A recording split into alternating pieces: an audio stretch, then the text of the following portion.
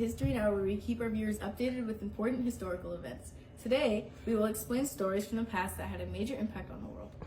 Coming up later, we have an exclusive book review of the Treaty of Versailles with our very own Josie. She will go into the importance of the treaty and how it affected Europe at the time.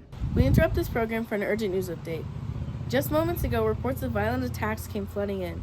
We are in Baden-Baden, Germany, and what is being called Kristallnacht, or Night of Broken Glass, is unfolding at this moment. Witnesses describe civilians and people in Nazi uniforms destroying homes, businesses, and synagogues. There are fires ablaze and people, mostly men, are being arrested. We will come back for more updates later. For now, back to you, Adriana. Thank you, Hadiyah. Today, Josie and I are following the Third Arab-Israeli War, also known as the 6 Days War.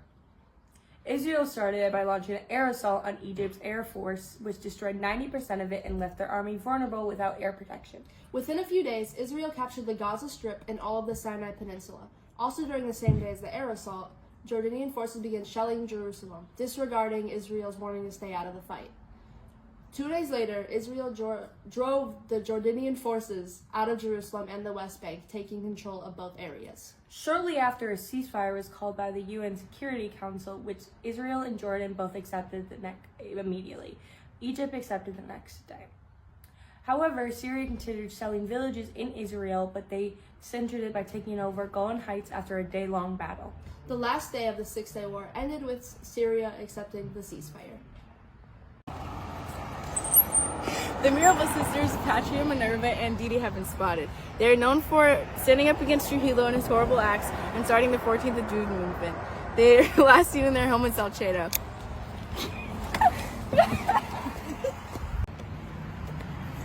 Ever feel like ruining a forest or natural food resources or negatively impacting populations of people? Our product, Agent Orange, might be for you.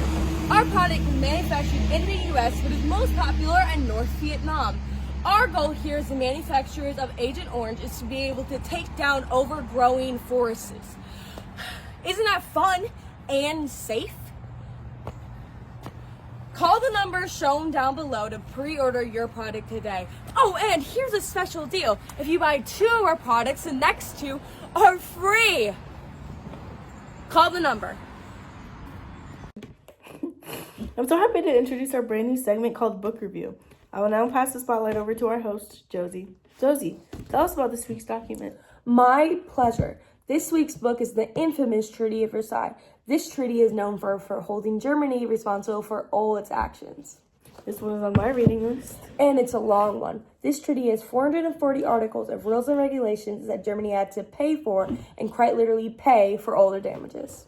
That's so interesting. Who's the author? It's actually a group of dignitaries who gathered in Galerie des Glaces. That translates in English as the Hall of Mirrors, to meet and write just for the treaty. Oh, wow. Such a cool place. Ever been? Sadly, no. Well, back on the treaty, they decided that Germany created the most damages and to pay for all the reparations. They added up all the losses and estimated around $33 billion that Germany had to pay for. Wow. I know. And they were very aggressive about it, too. The Allies threatened to take punitive action if Germany were to fall behind on any of their payments. I'm going to have to pick this one up soon. Oh, okay. We're almost out of time, but before we have to go, would you mind telling me about one of the articles? Of course. This article in the treaty is called the War of Guilt Clause. It's Article 233, if anyone is interested. This treaty is known for making the German nation accept all responsibility for initiating the entire war. That's insane. We will have the shipping link on the screen if you want the book. Thank you so much for your time, Josie. That's all for today, and thank you for tuning into History Now. See you next time.